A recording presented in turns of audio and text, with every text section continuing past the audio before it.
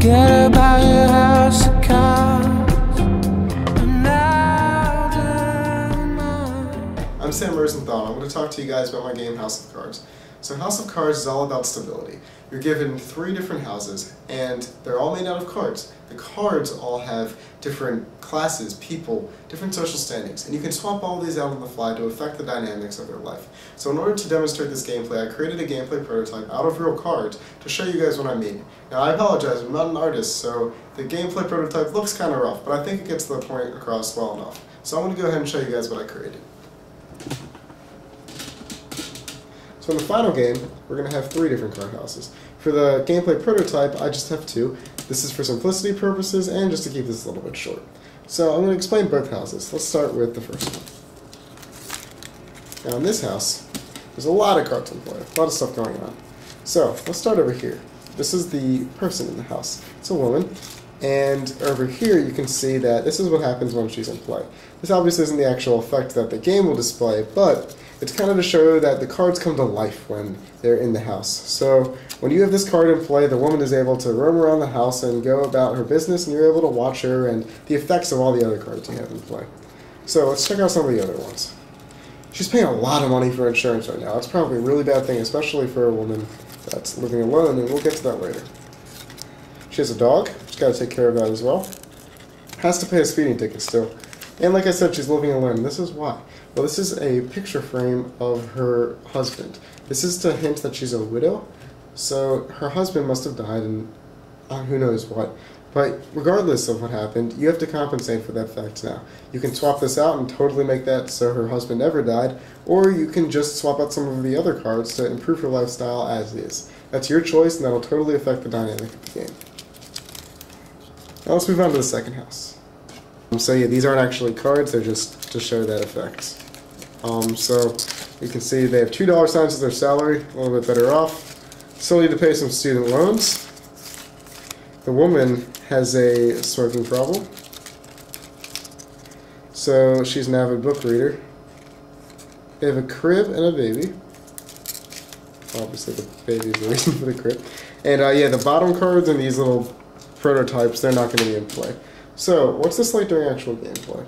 Well, what we would do is we would switch around the cards to make these houses stable. So, at the beginning of the game, both houses would kind of tilt back and forth, kind of sway like that. And they'd continue to do so until you provide them stability. If you let them be, they will continue to do this until they collapse and the cards just fall onto the table. Now, in the actual game, the table is actually going to be the platform that they are on, and they'll be completely upright. So, let's say I need to change this condition first, because this woman's life is obviously a little bit in more disarray than this life right here. So, she is lonely. She doesn't have someone else to help provide for her. She's all by herself. She's got a lot of insurance to cover, very little salary, and that just fell. That's great. So, what can we do to improve her life a little bit? Well, over here, they're making a decent salary, nothing great. They do have a child coming around, so my first instinct when I saw that we have a widow right here and a married couple is to move the man over here. But obviously that would prove difficult for the woman to raise the baby by herself. Maybe if we move the baby over here, that would do something differently. But at the same time, like, that's the same exact problem. She would still have to raise the baby by herself. So I'm actually going to do something a little bit different. What I'm going to do is I'm going to switch their salaries. So this might seem like a bad move at first, but she doesn't have anyone else to provide for her. So let's try this. We're going to take her salary and totally switch them. So now, this family's not making very much money and they have a baby coming. She's making a decent amount of money, enough to definitely support her lifestyle. She's good. This house is starting to become more stable. Obviously, she still got some problems, stuff she needs to take care of, but it's starting to become more stable. Now, with every action comes a reaction. So, as soon as that happens, well, now they're not making that much money, they've got a baby coming. We've got to work on this. So, let's try to balance this out a little more. So let's see, what would the player do in this situation? There's a lot of cards we have in play. I don't think they would want the dog. Obviously not. And this one actually, unfortunately, doesn't have very many positive cards that would help out too much. So what we could do is we could take the smoking habit that this woman has, or we could take the student loans, these two negative cards in play, and we can move them over here.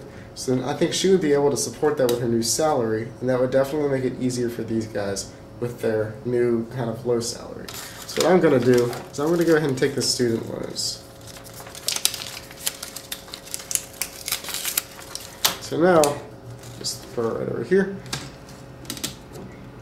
This woman now has to pay student loans. Maybe she's a student now. It totally changes her story, totally changes the kind of character she is. So you can change their characteristics and habits all the time. You can even change their family members. If I had wanted to, I could have taken the man right out of this relationship, threw him in here, and suddenly he's married to this woman, and they have totally different lifestyles. So their lifestyles in this game are never static. They're never totally intact. You can always change them on the fly.